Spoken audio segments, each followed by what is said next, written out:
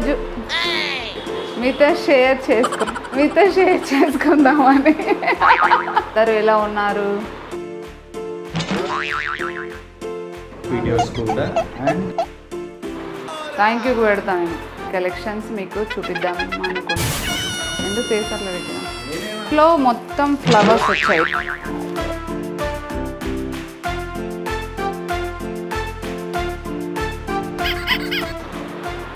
Sorry చేసుకుందామని ticks గురించి ఏంటది. So please subscribe. Okay okay